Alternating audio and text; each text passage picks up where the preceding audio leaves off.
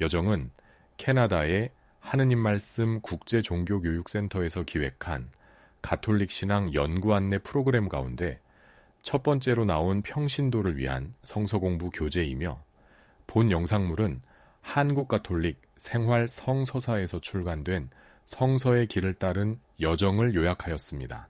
이 교재는 교회에서 보편적으로 받아들여지는 연구 결과에 바탕을 둔 표준적인 이론들과 주석을 채택하였습니다. 성서 말씀의 우리말 번역은 공동 번역 성서를 따르되 필요에 따라 예루살렘 성서나 RSV 성서를 번역하여 이용하였습니다.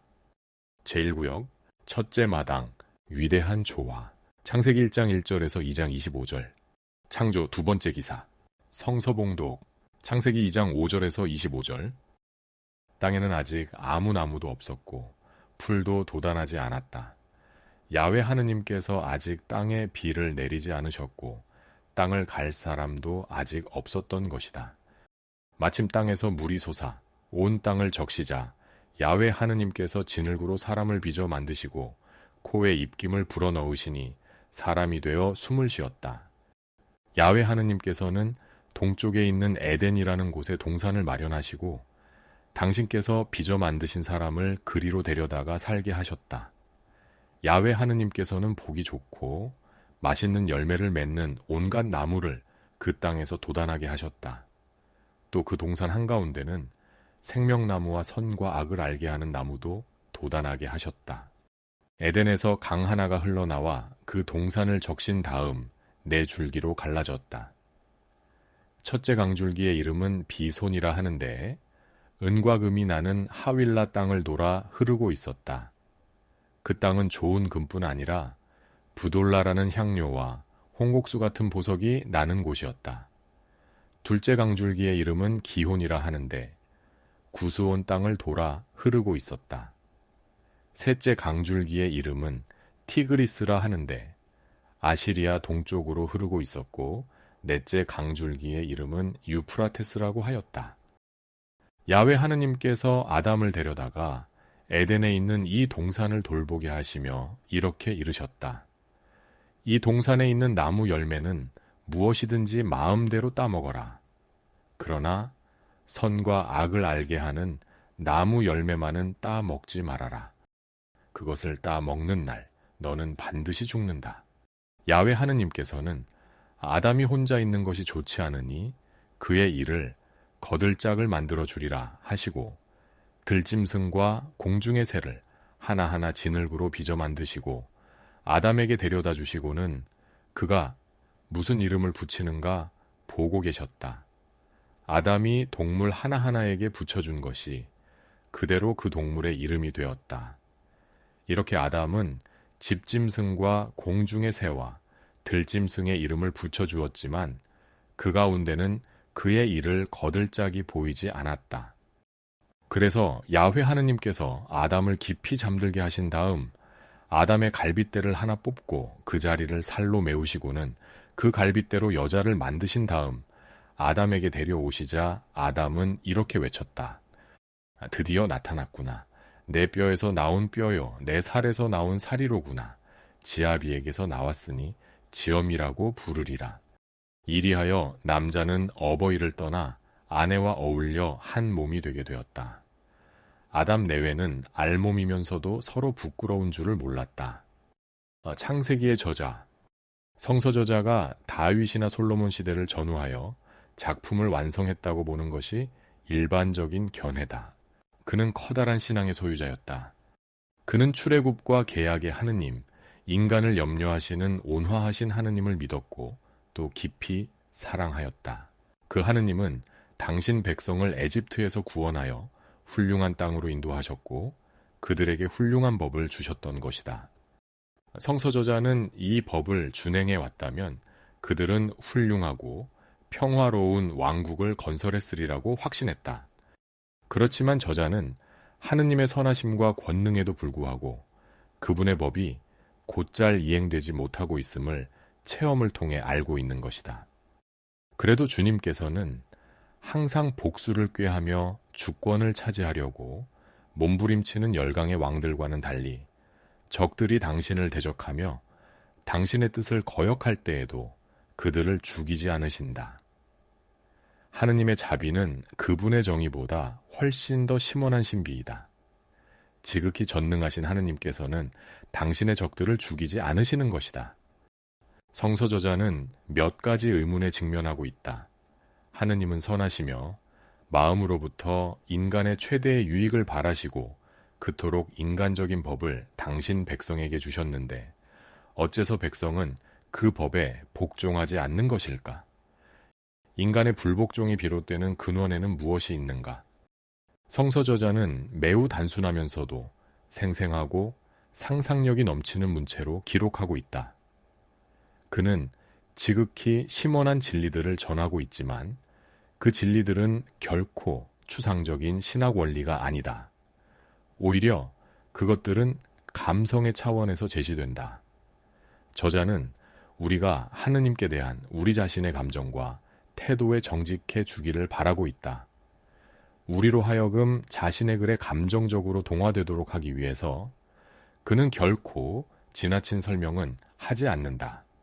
그는 불분명한 사실들과 해결되지 않은 문제들을 그대로 남겨두고 있다.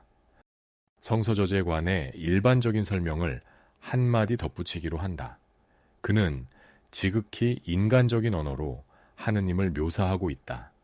진흙으로 사람을 빚으시고 그 위로 몸을 굽히시며 옹기장이처럼 일하시는 하느님, 인간의 고독을 걱정하시는 하느님, 동산을 거니시는 하느님, 바벨탑을 조사하시려고 내려오시는 하느님을 그는 그리고 있는 것이다. 우리는 이처럼 지극히 인간적으로 하느님을 이야기하는 데서 충격을 받거나 당황해서는 안 된다. 영감받은 저자는 하느님을 인간적으로 이해시키려고 노력하고 있는 것이다. 그는 하느님에 대한 따뜻하고 인간적인 묘사로서 친근감을 확립시켜주고 있다. 일반적 해설. 이 대목은 저자가 살던 시대의 전형적인 형태를 따르고 있다. 5절에서 7절을 보면 광야가 나오고 하느님께서 그곳에 물이 흐르게 만드신다. 하느님께서는 사람을 바로 광야에서 데려내다가 동산 안에 자리 잡게 하신다. 사람에게 계명 하나가 주어진다. 다음 장에서 사람은 이 계명을 어기고 징벌이 뒤따른다.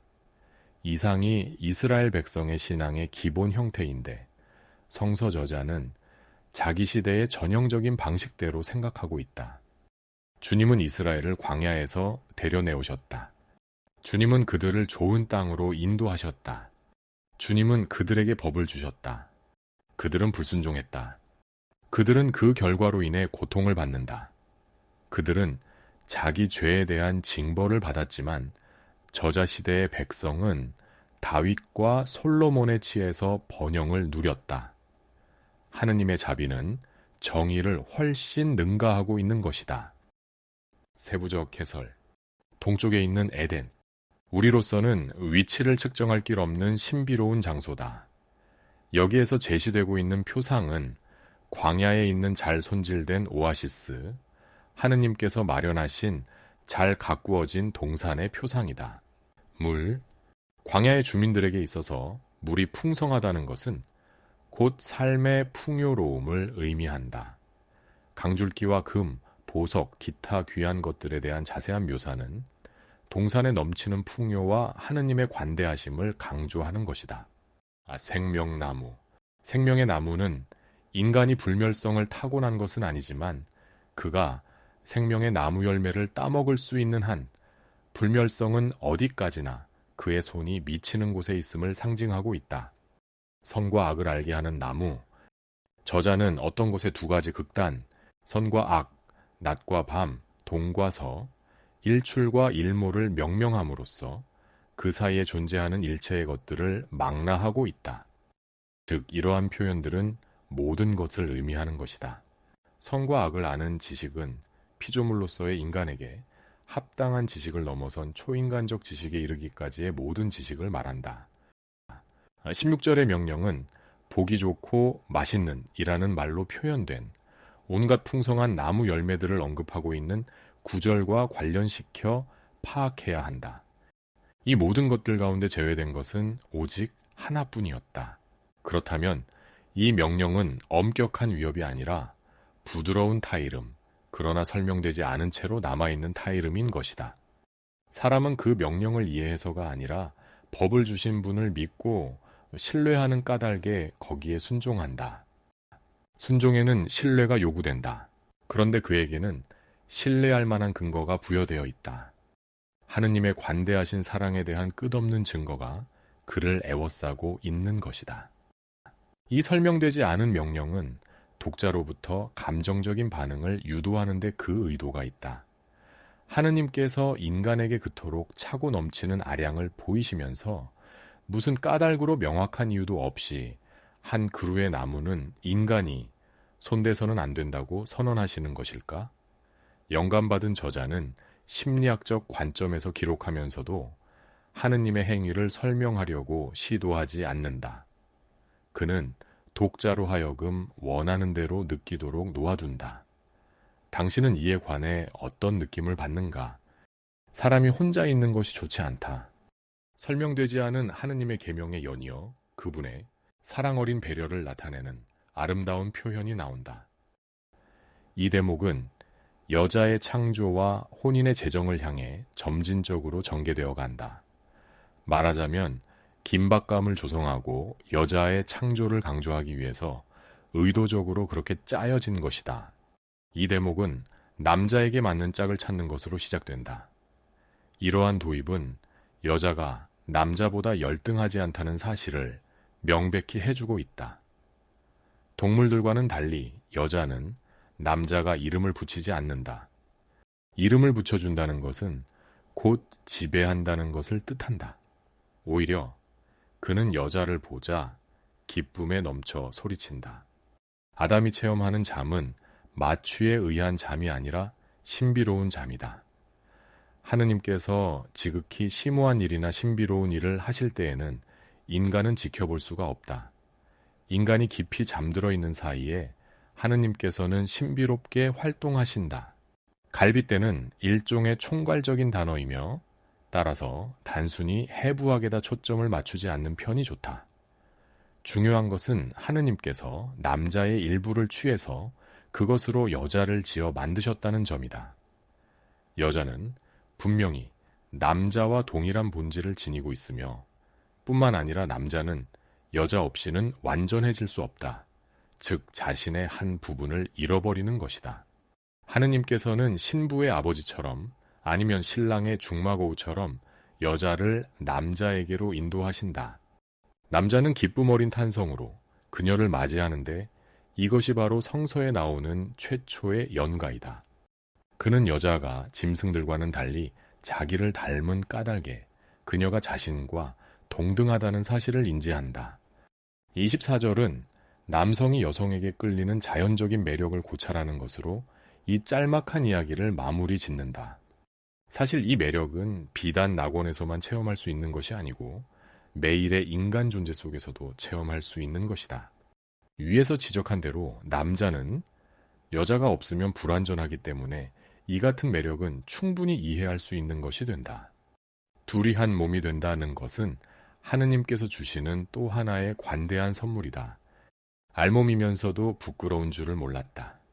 남자와 여자는 피조물로서의 모든 한계를 지닌 하느님께서 창조하신 그대로의 자기 자신을 볼 줄 안다. 그들은 자기가 보고 있는 바에 지극히 만족하고 있다. 그들이 자신의 알몸과 성욕에 대해 태평한 것은 곧 인간이 창조를 승인한다는 표현이 된다. 하느님처럼 그들 역시 하느님께서 만드신 것이 참 좋다는 판단을 할 수 있는 것이다.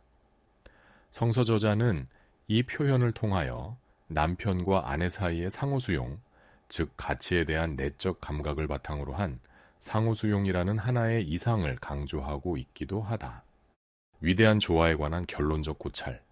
성서 저자들은 이 창세기 처음 2장을 통해서 창조의 질서와 하느님의 사랑 어린 계획에서 드러난 그분의 선하심에 대한 절대적 증거를 고찰하고 있다.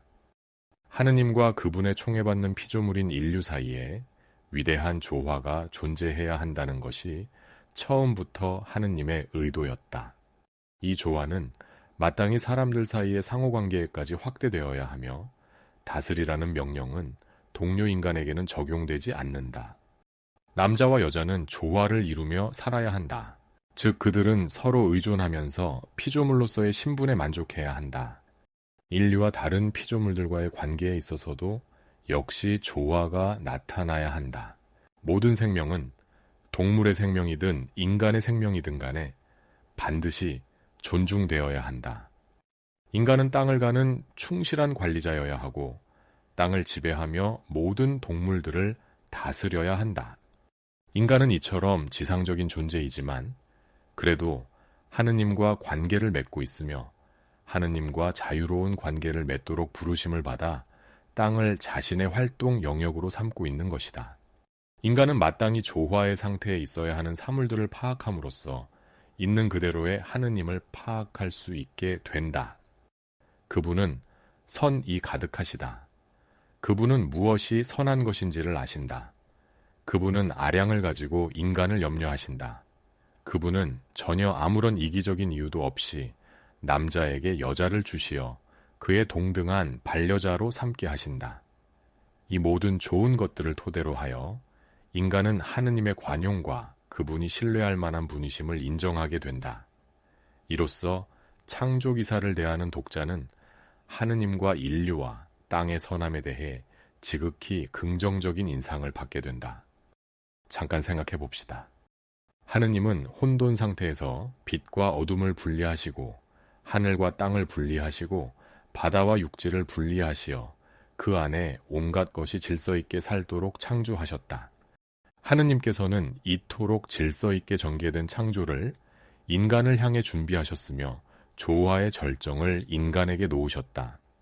또한 하느님은 당신의 모상으로 창조된 인간이 더욱 충만된 생명을 누리고 이 지고한 품위를 유지시켜 당신과 함께 영원한 생명을 누리게 하시려고 안식일을 제정하여 주신다. 나의 삶은 하느님이 창조 때부터 의도하신 질서와 조화를 얼마나 보존하고 있는가? 하느님과 나와의 관계는 올바른가? 이웃과 한 형제로서 참된 평화를 주고받는가? 하느님이 만드신 피조물을 그 창조 목적에 알맞게 사용하고 있는가? 안식일에 하느님은 세 가지 행동을 하시는데 쉬시고 축복하시고 거룩한 날로 삼으신 것이 그것이다. 지금 우리의 안식일은 주님의 부활을 기념하는 주일이다. 이는 인간이 원죄로 말미암아 깨뜨린 하느님과의 조화를 하느님께서 당신 외아들 예수 그리스도로 인하여 다시 회복시키신 날인 것이다. 사람들은 대부분 주일을 미사 참여하고 남은 시간은 평소에 못했던 공부나 일을 보충하는 날 정도로 생각하거나 다음 한 주간을 더 열심히 일하기 위한 휴식이나 기분 전환 내지 스트레스 해소의 날로 생각한다. 즉 평일의 연장이나 보충 혹은 평일을 위하여 존재하는 날로 주일을 생각하는 것이다. 그러나 성서는 안식일을 평일의 보충 수단이 아니라 평일의 완성, 평일의 목적으로 제시하고 있다. 왜 그럴까? 안식일은 영원히 주는 하루라는 선물이다. 안식일은 영혼의 한 부분이다. 이 날을 거룩하게 지내는 것, 그것은 영원한 삶의 시작이다. 그러므로 안식일은 한 주일의 수단이 아니고 한 주일의 목적이며 이 날을 성화시키는 것이야말로 시간 속에서 영원을 준비하는 방법임과 동시에 우리의 삶의 창조의 질서와 하느님의 생명을 불어넣어 주는 것이 되는 것이다. 다음 영상물에서 계속 이어집니다. 구독 신청으로 함께 해주세요.